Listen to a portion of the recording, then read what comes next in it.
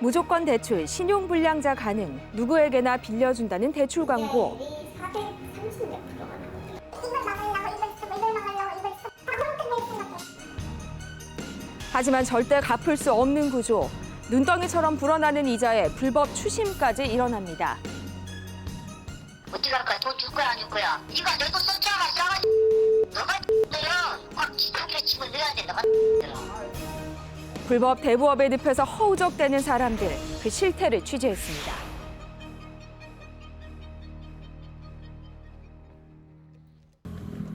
강남구 특사경의 불법 행위 단속 현장. 핸드폰 내놓고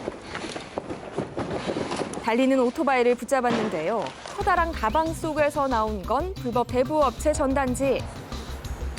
연거푸 붙잡힌 이들 역시 모두 불법 대부업체였습니다. 이처럼 불법 대부업이 기승을 부리고 있는 상황. 살인적 금리로 그 피해는 나날이 심각해지고 있는데요.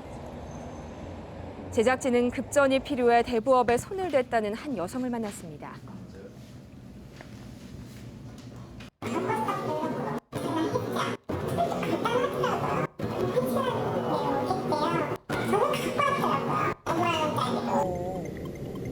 대출 문의 1시간 만에 찾아온 남자. 가방에서 꺼낸 것은 1,000만 원 현금 다발이었는데요. 처음에 1,000만 원 빌렸고 수수료 5%니까 1,200만 원을 갚는 거예요. 30일에 나눠서. 그럼 40만 원씩 매일 돌입을 해야 돼요. 한 달 이자만 200만 원. 원금과 이자를 함께 일수로 갚아나가는 방식이었습니다. 통장 거래를 안 한다고 하더라고요. 매일 자기네가 인출을 해가게 카드를 하나 만들어달라고 하시더라고요. 심지어 불법의 증거를 없애기 위해서 이미경 씨 명의의 직불카드로 돈을 인출하는 치밀함까지 보였습니다. 도저히 수금이 이제는 매일매일 어떻게 넣어야 되나. 그 다른 사람한테 빌려서 얘네 걸 갚고 있는 거예요. 그 다른 사람은 또 갚아야 되잖아요. 그럼 얘네한테 다시 빌려서 갚을 수밖에 없는 거가 되는 거예요. 걔네 돈을 하루라도 늦으면 도청 그런 게 있죠. 하루에 몇 번씩 걸려온 독촉 전화. 제가 도저히 안 돼갖고 안 되니까 입금하세요. 조금만 좀 양해를 부탁드리는 거예요. 안 된다 그러잖아요. 아니 뭐 사람 속이는 겁니까 뭡니까? 예? 오늘 거 입금하세요. 끊임없이 걸려오는 전화에 불안증까지 생겼다는 이미경 씨. 이자를 갚기 위해 또다시 대출을 받을 수밖에 없었다는데요. 문제네요. 하루에 불입금이 300만 원씩 된 거고 40일 동안 1억 2천을 갚는 거야. 그럼 2,500만 원이 걔네가 한 달 이자예요. 이자율이 430 몇 프로가 나오더라고요. 어느새 1억을 넘어서 버린 금액. 불법 대부업이라는 걸 알면서도 신고조차 어려운 상황이었습니다. 그 사람들의 정보를 하나도 몰랐어요. 이름도 몰랐고 전화번호 하나. 근데 이 전화번호를 신고했더니 죄다 대포폰이었던 거예요. 시간이 흐르는 만큼 갚아야 할 돈도 점점 불어났습니다. 듣고 싶은 적이 한두 번이 아니었어요. 내 가족 다 망가지고 멈추고 싶은 마음은 너무 불편해지고 걔네 돈을 갚으려면 다시 써야 되는 거예요. 그러니까 애초에 시작을 말아야 되는 거죠. 애초에. 남은 건 후회뿐. 이미경 씨는 며칠 남지 않은 재판을 기다리고 있습니다. 누구나 쉽게 접할 수 있는 불법 대부업. 제작진은 한 대부업체와 통화를 시도했습니다. 돈 좀 빌리려 그러는데요. 예, 하나님이 어떻게 되시죠? 알바하고 있는데. 예술 써본 적 있어요? 아니요, 처음이에요. 그럼 뭐 어떻게 갚는지는 알아요? 100만 원 빌리시면 네. 매일매일 2만 원씩 65일 동안 갚으셔야 돼요. 연이자가 27.9라고 돼 있어서 저는 그럼 잘못된 홍보겠죠? 어떤 누가 100만 원 빌려주고 2만 원 벌려고 이해하겠습니까? 가서 제가 상담을 좀 받아도 될까요? 가는 건 안 되고요. 오시는 거는 뭐 여기 와도 뭐 크게 할 게 없어요. 노출을 피하기 위해 직접 방문은 단호히 거절하는 대부업자.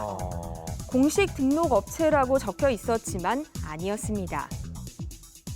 이렇게 단속을 피하기 위해 신종 대부업 수법도 늘어나고 있는데요. 서울의 한 성인용품점을 찾은 단속팀. 얼핏 보기엔 여느 성인용품점과 다르지 않은 모습. 하지만 한편에 또 다른 사무실이 자리하고 있습니다. 114에 전화하셔갖고요. 소액 결제를 하려고 하는데 한도가 얼마냐 물어보시면 30만 원이나 할 거예요. 그럼 30만 원이 필요하시면 30만 원 해서 21만 원 가져가면 되고요. 소액 결제로 30만 원을 결제하면 21만 원을 지급하겠다는 업자의 말. 수수료가 무려 30%입니다. 여기 뭐 결제 내용이 뭘로 나와요? 이마트에 들어가갖고 게임 구입을 한 거예요. 다음 달에 언니 핸드폰 요금에 이거 포함해서 나올 거거든요. 허위 물품 구매 명목으로 휴대전화 소액 결제를 통해 대출금을 상환하는 방식인데요. 이야. 이 불법 대부업소 한 곳에서 이뤄진 불법 행위는 2달 동안 196건, 거래 금액만 2억 8,800만 원에 달합니다. 휴대전화를 이용한 신종 대부업은 이뿐만이 아닙니다. 곳곳에 보이는 이 광고의 정체는 일명 휴대폰 내구제. 나를 구제한다는 의미에서 내구제라 불리는데요. 개통은 의뢰하는 게 있어요. 거기다가도 사진이 있었고요. 여기다가 50만 원 집행하려고. 싼걸 갖고 연락을 그래서 어차피 이걸 못쓸 게 아니잖아요. 휴대전화를 개통하게 한 뒤 기기값의 절반의 재매입. 높은 가격에 되팔아 수익을 남기는 수법입니다. 정상 개통으로 위장하기 위해 내구제로 개통한 유심칩을 중고폰에 넣어 관리하는데요. 위장법도 갈수록 진화하는 상황. 이번 단속에서 적발된 휴대폰 내구제 대부업소는 총 8곳. 4,099건을 개통해 20억 7천만 원의 부당이득을 취했습니다.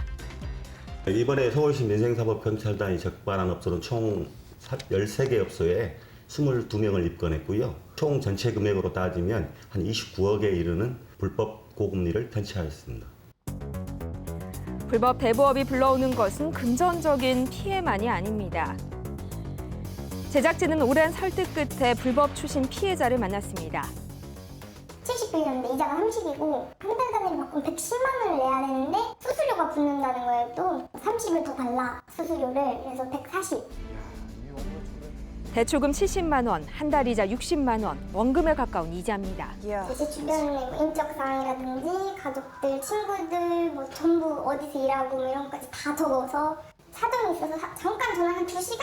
2시간 정도 못 받았는데 이제 제가 전화를 안 받으니까 잠수를 탄 줄 알고 부모님한테 바로 전화를 한 거죠. 70만 원 입금하시라고요. 아 제가 모르는데 대자부자 이런 전화 하셔가지고 아니 당신 따님 아니셔? 왜 남의 돈 띄워갖고 그런 짓을 해? 당신은 누구신데요? 걔가 잘려 왜 그렇게 키웠어? 어머. 잘라줄까? 아니면 아까 주민번호 그거 한번 털리게 해줄게. 알겠지? 지금부터 무슨 상황이 일어나는지 한번 지켜봐라. 서슴지 않고 욕을 뱉어내는 대부업자. 본인은 물론 부모님, 친구에게까지 끊임없이 협박 전화가 이어졌는데요. 전화를 받지 않자 다른 번호로 전화를 하기 시작했습니다. 하지만 협박은 그게 끝이 아니었습니다. 그 돈을 못 갚게 되면은 담보 잡으러 그날 용인으로 내려와야 된다. 담보를 잡으면 이직 보증금이나 아니면 뭐 핸드폰이라든지 뭐 이런 걸로 담보를 잡을 줄 알고 내려왔는데 주변이 모텔촌에 있는 데서 아예 저를 부르더라고요. 대부업자가 꺼낸 말은 충격적이었습니다. 본인이랑 나랑 성관계하는 동영상을 찍어야 된다고. 이제 담보를 잡는다고. 휴대전화를 빼앗겨 신고도 할 수 없었던 상황. 도망갈래 도망갈 수도 없고 주변에 사람도 없고 동영상을 찍게 된 거죠. 씻지 못할 상처에 시간을 되돌리고 싶다는 김은영 씨.